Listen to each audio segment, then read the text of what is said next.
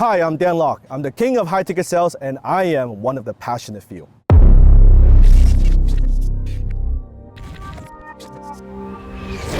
Welcome to this episode of The Passionate Few. Today we get to hear the top 5 tips from our interview with the king of high-ticket sales, multi-millionaire, and serial entrepreneur, Dan LOK. Enjoy.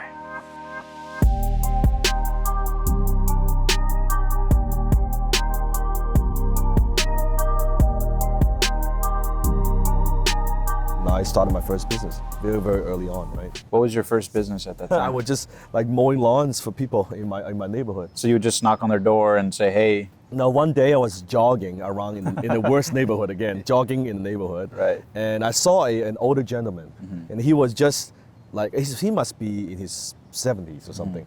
And he was like mowing the lawn like this, like very, very slow. Yeah. And I was a young guy. You saw opportunity. No, I was just, hey, how about I just help you? I wasn't thinking about anything. So I helped him mow the lawn, and right afterwards, he poured $20 and gave it to me.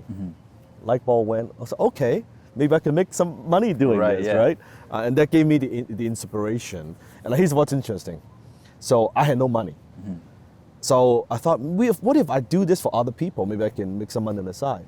But I had no money. I didn't even have the money for the lawnmower. Yeah. So I talked to this older gentleman, and I said, why can I borrow your machine? Because I know I can see the machine is brand new, right? Like maybe it costs like $1,000. So to me, that at the time was a lot of money. It was like $1 million. It was like $1 million, right? So I asked him, well, can I borrow your machine? And in return, I would take care of the machine. I would add the gas and take care of everything, the blade and maintenance. I'll mow your lawn every single week for free, once a week. And I remember he said, you know what? I can't move this damn thing anyway. What the heck, young man, go ahead and use it. Yeah. And that's how I got my little machine. And then first side hustle like working a no money down deal, right? So I was knocking on door and mowing lawns. And, we made a few $100 here and there, but that's my first taste of entrepreneurship. How much were you charging at that time? It was like $10, $20. No, he's funny. He was a funny story. So I was knocking on door, and no one, I was knocking, hey, do you want me to mow your lawn? No, we don't need that. We don't need that shit. Yeah. At the time, my mom had a friend, my aunt. She had a printing business, right? Printing business card and flyers and all that. So I went to my aunt and said, hey, aunt, why don't, you print a bunch of flyers? I will help you distribute in the neighborhood, like printing service.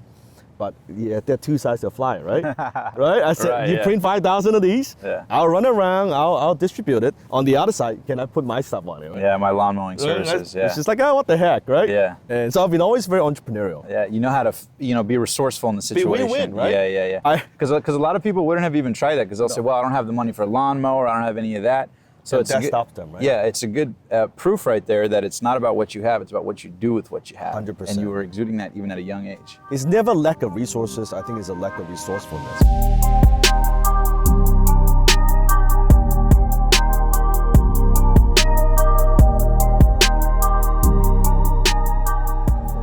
And I distributed all 500 flyers. I ran home and I was just waiting for the phone. I thought I'm gonna get rich. Yeah. I thought, oh my God, 5,000 people? Oh my God, I'm gonna get 100 phone calls. Oh, I'm gonna block my time. I'm still going to school. I thought I'm gonna make like thousands of dollars, right? Right. 1 hour, no call. 1 day, no call. 3 days, not a single one. I was checking the flyer. Shit, did I put in the wrong number? Right. No, it's the right number, right? Not a single phone call from the flyer, wow. Right? And I learned, okay, there's something that you can have a great product, a great service, but if you don't know how to get it out there, do marketing and get people to pay attention, no one's gonna buy from you.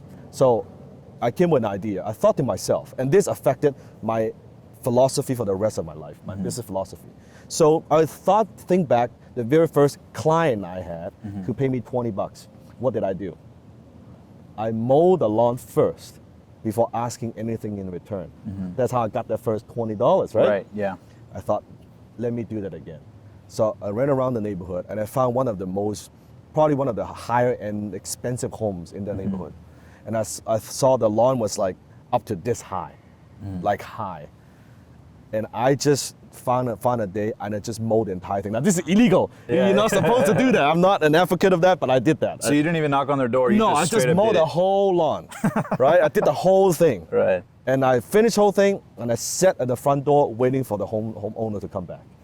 Okay, it's funny, it's a housewife. She came back, and she couldn't recognize her lawn, because it's this lawn. Right, yeah. She drove by, and then she drove back, and she pulled, what the hell is going on, right? Right. And she's like, who are you? I said, I'm just a kid. I'm trying to make some money. I provide these services, I fly. Oh, this is awesome. My husband travels all the time. He's never home. I can't do this stuff. Thank you so much. You make my lawn look so nice. She gave me $100. Wow. $100, right?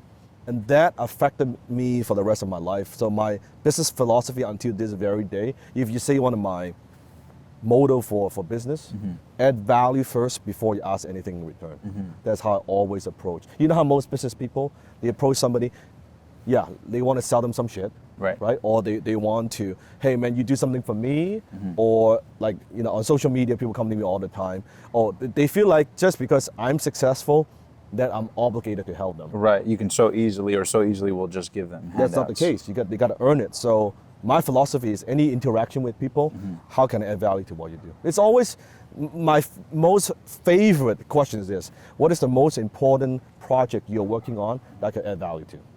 Yeah, because it goes straight to the source of what matters. Yeah. I don't care who I meet, lunch, dinner, someone I don't know, someone I do, always. Hey, what are you working on? What's the most important project? Maybe I could help you. Maybe I know somebody that could help you. I very much believe in the whole concept of the relational capital, which is much more powerful than capital. Because money, you can get money from the bank, you can get money from anywhere, but relational capital, especially nowadays, I'm sure, Omar, you've experienced this. One contact, one phone call, one conversation change it all. could change it all. Just one contact. Social currency, they call it. 100%, Yeah. 100%. So, and it affected me. And then from then on, of course, we can talk about that, how I went from, making a little bit of money to where I'm today.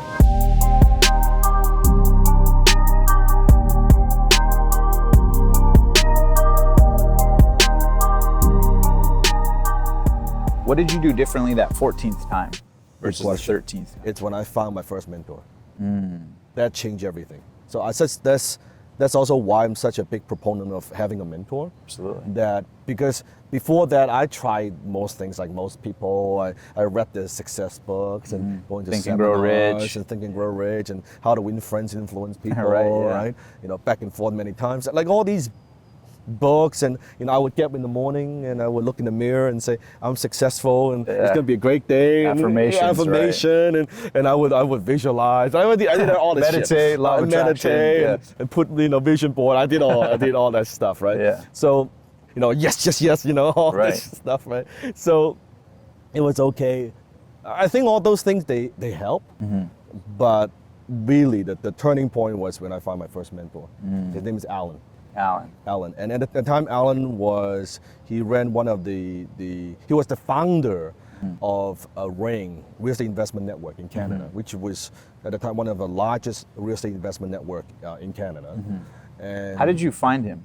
Good question. Because I want to ask you that, because there might be somebody listening to this or watching this that might be on their 12th or 13th failure, right at that turning point.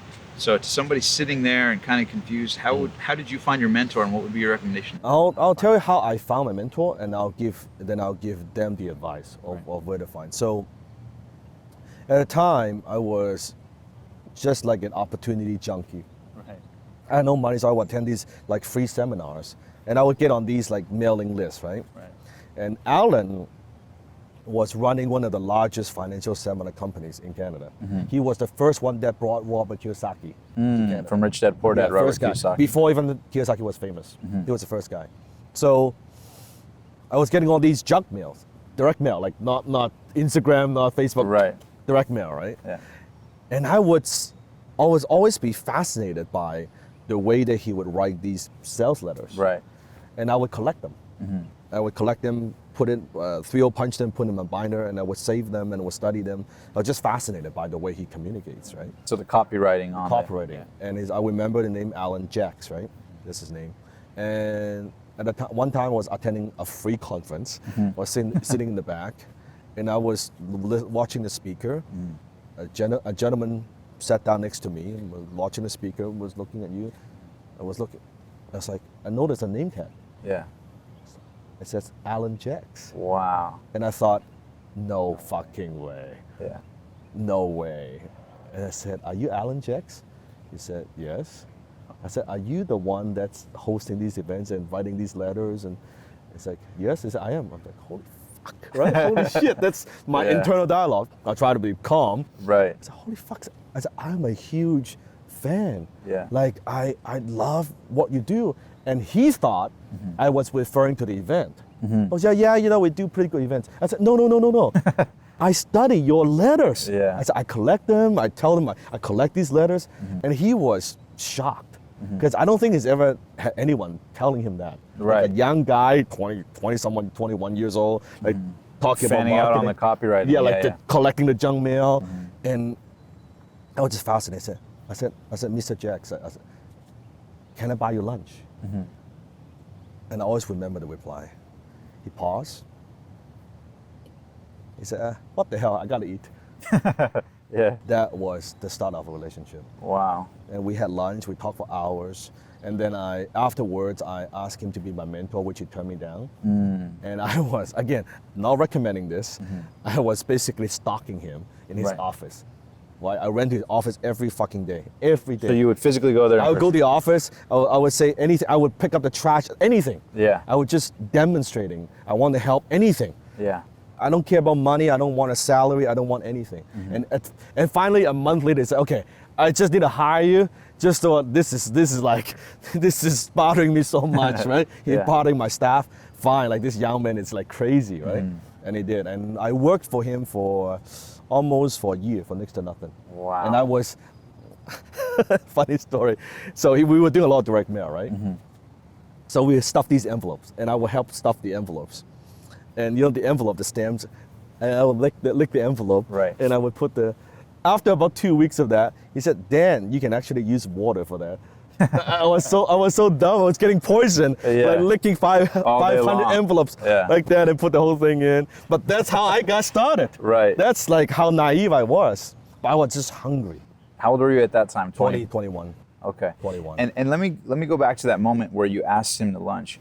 Was it a little bit scary? Were you in your head like, should I not? Because I think a lot of people might get to the point where they're sitting next to an opportunity, but you pulled the trigger on it. Can you talk a little bit about what was going on in your mind? I wasn't nervous. I was just like so happy that I kind of, it's like you meeting a favorite, celebrity or something like that, right? And I was too dumb to be scared. Yeah. And I was just, hey, can I buy your lunch? Yeah. And that was it. I still remember. But even when we go to lunch, I told him like very strict, say, Helen, actually I want to buy lunch, but I don't have a lot of money. So I could afford the burger, but if you want like something expensive, I could. He loves it. Wow. He just loves like how transparent I was as a young man. Yeah. And still to this day, after all these years, he's still my mentor. We still talk. Incredible. Actually, I'm doing a big event in October. He's going to be one of my speakers. Wow. To think that you were in the back of that room and now he's speaking. And not only that, because Alan, later on in life, he was actually suffered by Parkinson's disease. So he lost his ability to work. And he was healthy, was not well. Genius, but he's not well. Being able to now having him come back and kind of giving back to him, I actually paid him a very hefty speaking fee. He would speak for free, but I gave him a speaking fee just to, help him what he did for me, and now all these years. So that's the kind of, maybe it's because maybe it's Chinese, it's a culture. Because I think a lot of people, they misunderstood the word mentor. Right. Like to me, if you go and see online, you watch some videos, that's not a mentor-mentee relationship, right? What is a mentor? I much more prefer the word sifu. You see a lot of them, they call me sifu. In Chinese, it means mentor. It means, in Japanese, it's sensei. I think it's a one-on-one, more lifetime relationship. I have a martial art background, as you know, that you think about back in ancient time, when someone was teaching martial art, it's an inner circle, private door, closed door. I transfer my lifetime skill to you. That's a mentor-mentee relationship. It's not, hey, watch some fucking videos and I'm your mentor. To me, that's not it. Right. That is learning, but mentor is someone It goes way, way deeper than that. Yeah. I think it's not a transactional relationship. It's not even to go to an event, you watch the guy for 3 days. I think it's a transformational relationship. That someone can impact you in a very deep way. That's a mentor relationship.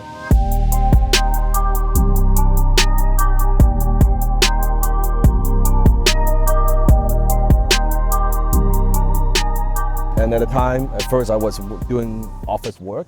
Later on, he was asking me to kind of edit some of his copy. Right. And later on, as I got better and he would say, have me write it. I remember the first time I wrote a letter for him, Yeah. but he was teaching me Right. in that kind of way. And I wrote a letter to him. I said, hey, Alan, I spent like weeks crafting this piece. I gave it to him. He looked at it for like seconds. He crumbled and said, this is shit. He said, do it again. Oh, man, He said, yeah. do it again. And I was devastated. Yeah. Because Took it personally, It's yeah. very personally. And then I said, go back to, fuck.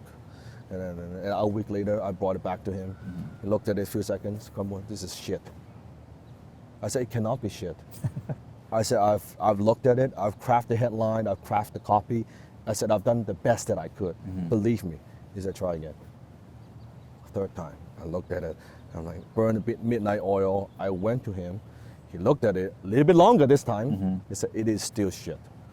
I said, no, there's no fucking way it's shit. Yeah. Seriously, I said, I've done everything I possibly could. This is the best thing that I could have ever written. Trust me, it's my best work, right? He said, go back. Finally, he's back and forth many times. Probably, I think it's 6 or 7 times. And you're not losing interest at this time? It's intensifying your No, motivation? because I or have how so you much feel? respect to him, right? So whatever he asked me to do, and here's the thing: Do when it. you find a mentor, listen to the fucking mentor, right? Don't just, oh yeah, you're my mentor, but I tell you to do something that you don't listen, and that's kind of dumb, right? Yeah. At the time, was just okay, whatever you need. But I gave my very best, but he was still not happy. I think 6 or 7 times. I look at his piece. This is pretty good. Ooh, nice. And then later on, this is like later on, many years later, we had a conversation. He said, actually, the first piece was pretty good. Wow. But he said, I need to challenge you. You thought you've given your best, that's not your best. Second time you thought that was your best, that was not your best. Now what is your best compared to what you thought was your best, there's a gap. He said, that's how you get better. Most people will be happy with this. That's not how you become a master marketer, right? You got to get to this. And had you not had the humility and had a big ego about it, right, like you were saying, Yeah. then you wouldn't have got to that level of being pushed.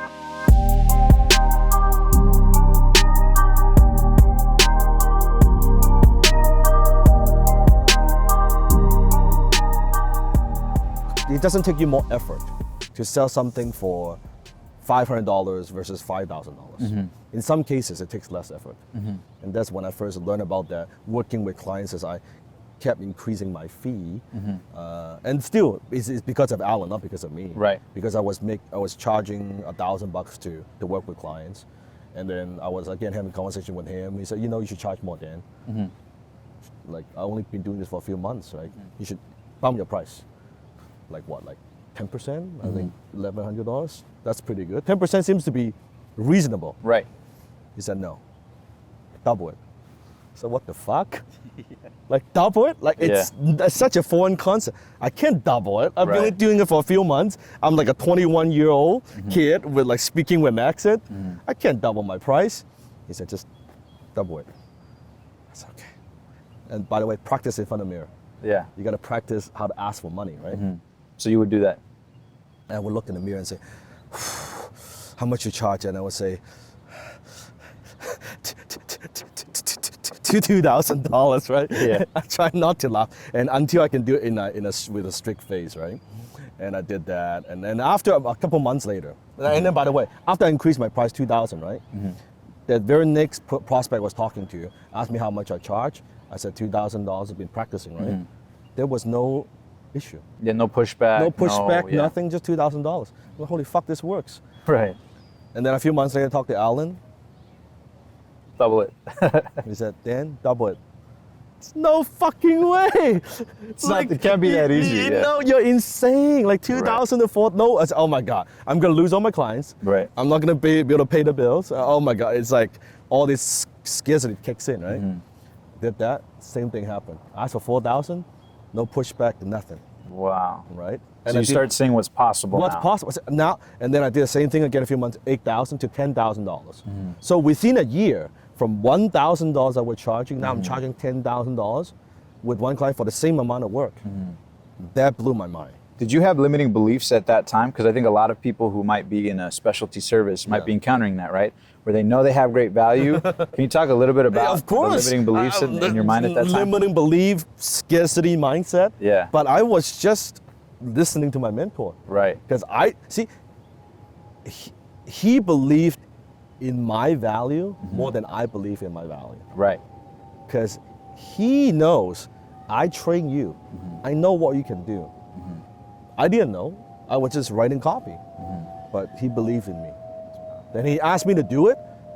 But here's the thing. After I've done it a few times, that becomes my new identity. Right. Now becomes your normal. I'm not the $1,000 guy anymore. I'm the $10,000 guy within a year. Now, if he didn't push me, would I have done it? Hell no. So yeah, no belief, nothing at all. And that's why don't underestimate the power in your life, having someone believe in you, that when you don't even believe in yourself and say, you know what, you can do this. Omar, you can do this. You can be bigger, you can do more, you can reach more people.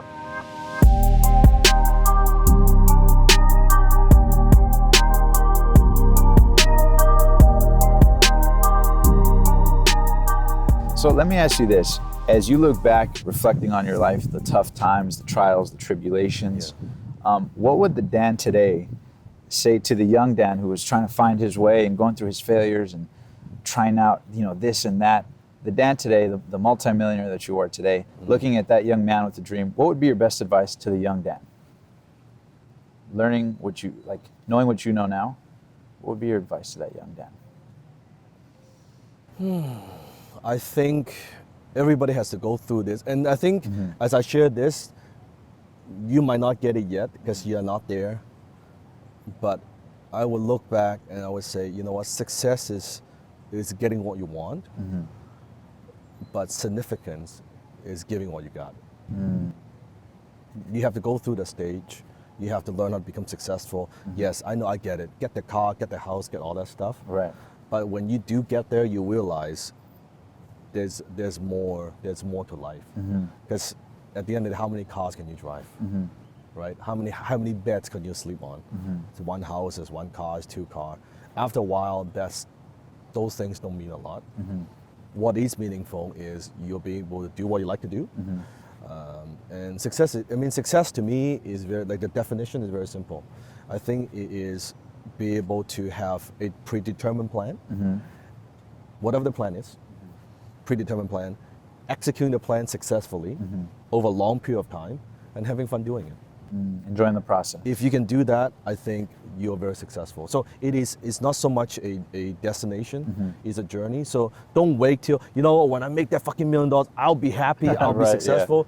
No, chances are if you're not happy along the way, you're not going to enjoy the $1 million. Not going to last. Or if you get there, you'll chill out. Yeah, or stop. like nowadays, I don't even think about like money and I'm going to make it's this much, I'm going to make that much. But when you don't focus on that, money's a funny thing. Money goes to people who doesn't need it. Money goes to people who knows how to multiply it. Right. When you're not chasing money, money just comes. Hi, this is Dan LOK. I'm the king of high ticket sales. Now, if you ever get a chance to work with Omar, I've worked with his team. We just done an interview together. He is a very, very professional guy. Now, there are a lot of people out there who offers coaching program or different types of programs, and quite frankly, a lot of them are shit, right? So if you ever get a chance, spend your money wisely. Spend it with Omar. I think you won't be disappointed. If you guys enjoyed that video, be sure to hit that subscribe button right now, because every week we bring you the very best in personal development content, interviews, and insights to help inspire you to take your life and your dreams and make them a reality. And also, if you want to know how to book dream guests the same way I have, you can check the link below for my top 3 secrets. So if you have a podcast or a show or whatever it is and you want to collaborate with them, if you click that link below, I'll give you those top 3 secrets to help you get in touch with anybody. And also, don't forget that The Passionate Few is available on media platforms as well. So you can subscribe to the podcast. And until next time, thank you for being one of the Passionate Few.